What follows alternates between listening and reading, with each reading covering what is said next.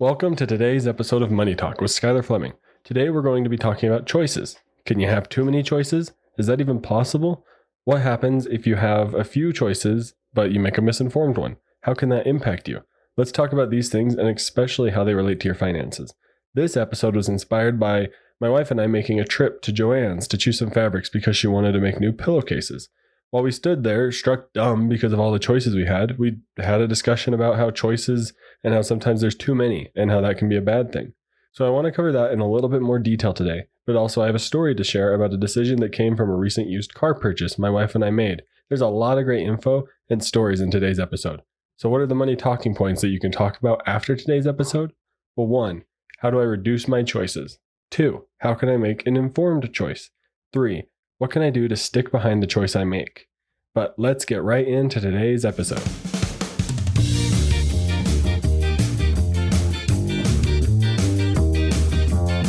You know, we don't talk about money enough. It is a topic that gets ignored for some reason, even though it plays a role in everyone's day-to-day life. Well, this issue is what brought Money Talk to reality. I know you're probably busy and don't have much time to research and learn about all things when it comes to personal finances, but that's where this podcast, Money Talk, comes into play. I'm your host, Skylar Fleming. I'm here to do the research and learn all the extra stuff about personal finance for you. The goal is to simply get us talking about money. So let's get talking.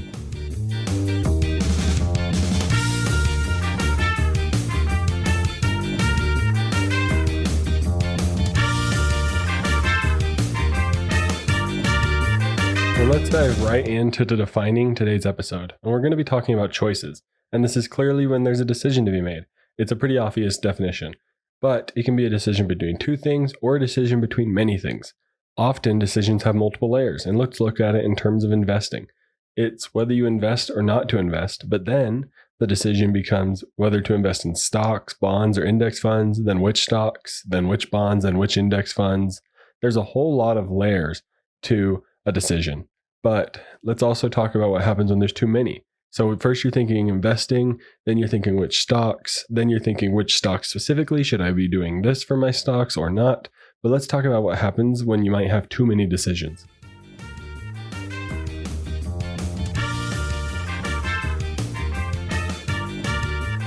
So when you have too many decisions, this can lead you to a phrase, what's called paralysis by analysis. And this is something you might commonly hear when it comes to personal finance decisions, especially around investing. There's just so many decisions out there, and you spend all your time deciding, and then you never do anything at all. So let's take that stock example that I just mentioned in the last segment. So let's say to invest or not to invest, and you decide to invest. Stocks, bonds, or index funds. You decide stocks. Well, now there's a whole plethora of decisions that open before you about stocks. Do you only invest in stocks of companies you know? Do you only invest in stocks of companies that are up in the last 1 hour? Do you invest in the last 24 hours? Do you invest in up in the last day, up in the last quarter? Did they have a positive increase in their returns? Like, are they growing quarter over quarter?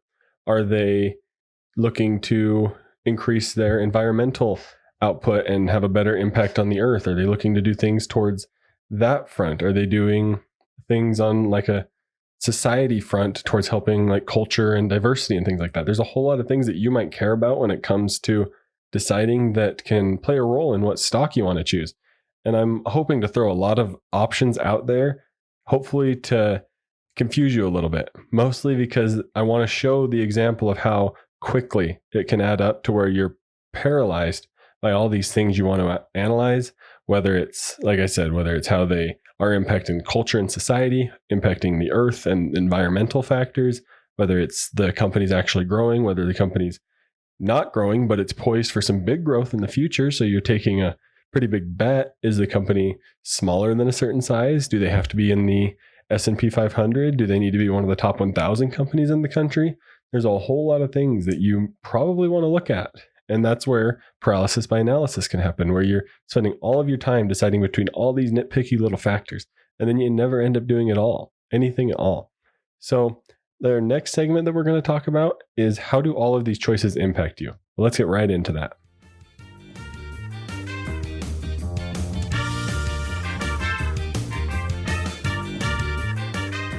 So how do all of these choices impact you?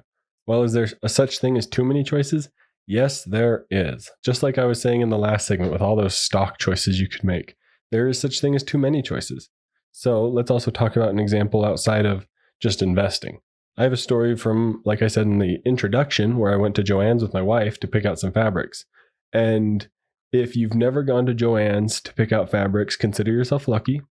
But there are so many options. And my wife wanted a new project, so she wanted to make us new pillowcases. So I went with her so I could choose out the fabric for my pillowcase. And I had to decide, do I want something that's fun and cartoony, something that's a space fabric, something that's colorful, something that's not colorful, but a cool design. And not to mention that each one of those things I just mentioned have like 5 to 6 different options within that category. That's it quickly, like 25 to 30 options that I have to choose from. And I have no reasonable system in my mind on how to compare all of those options when I'm looking at it at a very broad view. And it all starts at a high level, like investing or not to invest is one decision, but then you got stocks, bond index, it spreads out quickly. And so did our fabric choices. And we could even take a step back from the fabric choices where I mentioned a bunch of like design types.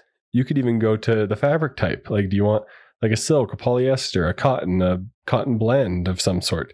There's a whole lot of options out there. And how do they impact you? Well, they leave you very confused and in huge commotion where you don't know what to do. And you might end up in a worse off place where you just wasted a bunch of time working on making a decision, but you didn't actually make a decision. So let's think about investing again. There's stocks, bonds, index funds. There's all sorts of different things that you can choose from that even just that level confuses you. And then you never invest your money and your money stays in a low earning, high yield savings account and never actually grows for your retirement. What about all the different apps you can use to track your spending? How do you choose which one? Your bank kind of offers something, but you don't know how to use it.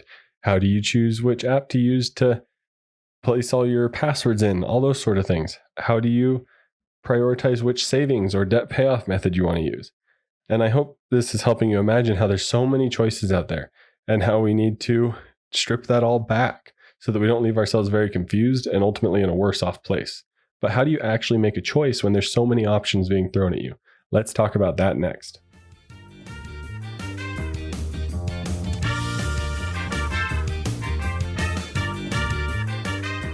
So how do you make the choice? Well, you got to start by writing things down. Because if you're only talking about things in your head, you're never going to really remember it exactly the same way. You're not going to be able to remember exactly the way you painted out this perfect picture in your mind when you were on a walk at 3 p.m. in the afternoon, one random Tuesday afternoon. Write it down on your phone, record a voice memo. You got to be writing things down and recording them. Let's talk about it in terms of an investing plan. Don't just talk about it. Don't just say, oh, we're going to put $600 into an IRA and then you leave it at that. What are you going to do with that $600 once it gets in there? Because it's not necessarily invested yet, but write down your plan so that you can stick to it. And if you have an idea of how you want to pay off debt or save for a large purchase, rewrite it down. What if you want to make a plan or make a choice on how you're going to spend with all the different credit card offers you have and things like that? Write it down. So how do you not get stuck and get confused? You write it down. How do you make and stick to a choice? You write it down. And I hope my repetition here helps you see the emphasis I'm trying to place on writing down our decisions and our choices. That way we have to stick to them. And that way, instead of trying to recall all these facts out of our memory, we can just simply read a piece of paper, and that will help us recall our memory as well as having a written down document. But what if you make a choice and it's the wrong one? What if you finally narrow down that plethora of choices you have and it comes back to bite you? Let's talk about that next.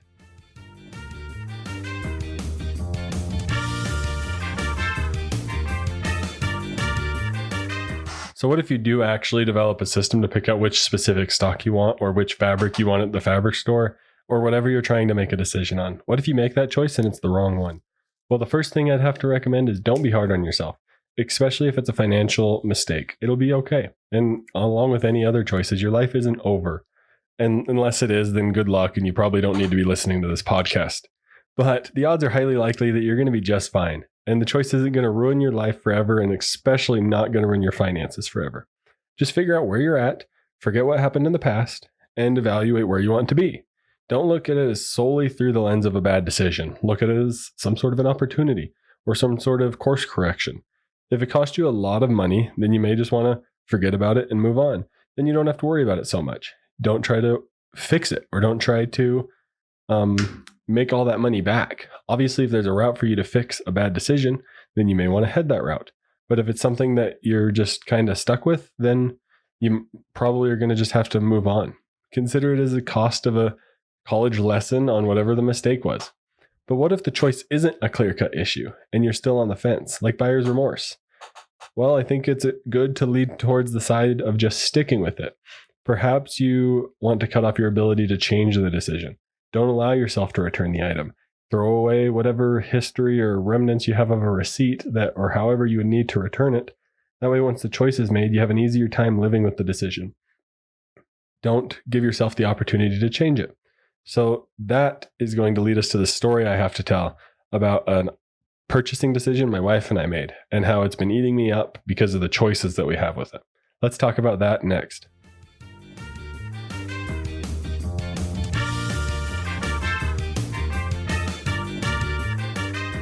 All right, let's talk about the story of a vehicle service contract that we got with a new to us used vehicle that we purchased. And we felt good about it in the moment when we purchased it. But this just continually over the next few weeks has ate at me. And our current plan has been and was that we were going to stick with it and that we felt comfortable and good about it together, making that decision together. So why did I want to change anything? Well, I think it was just because, one, the price was about around $2,000. And generally you'll hear people say, avoid these. They're not worth it. But I didn't feel like we need it. We don't need that money back. It's not, the money itself isn't that big of a concern in terms of our overall financial plan. However, $2,000 is a good chunk of money currently where we're at in our life. So I think just the idea of being able to get it back caused me to be able to debate it in my mind and wonder if it was worth it. Because we went with it because the car had only been on the lot for about 3 days. And while they'd done inspections, there's only so much you can figure out just by looking at the vehicle and not having it driven around and things noticed and pointed out. So what did I do about it? Well, I'm married, so I discussed it with my wife. And if you're not, find an accountability partner that you can discuss it with. Ask a friend or others what their thoughts are is also what I did. I asked my dad, I asked my friends what they thought. But one of the number one things I did is I didn't make any rash decisions on my own. The 24-hour rule that I talked to about spending can also apply here when it comes to making decisions like this. If the decision is final within 24 hours and you're happy about it in the moment, you're probably going to be okay and be able to live with it. But give yourself some time to think about it and think about it over a time frame instead of all at once when you're stressed and worked up about it. But my wife thought that we should just leave it and that we're going to be just fine. And this likely applies to your situation as well. You're probably going to be just fine and be able to figure it out. It probably isn't going to decimate your finances. But I don't want to provide an excuse to not make a decision. So let's talk about what happens when you don't make a decision at all, when you get hung up on all those different choices you have and you don't know where to go. Let's talk about that next.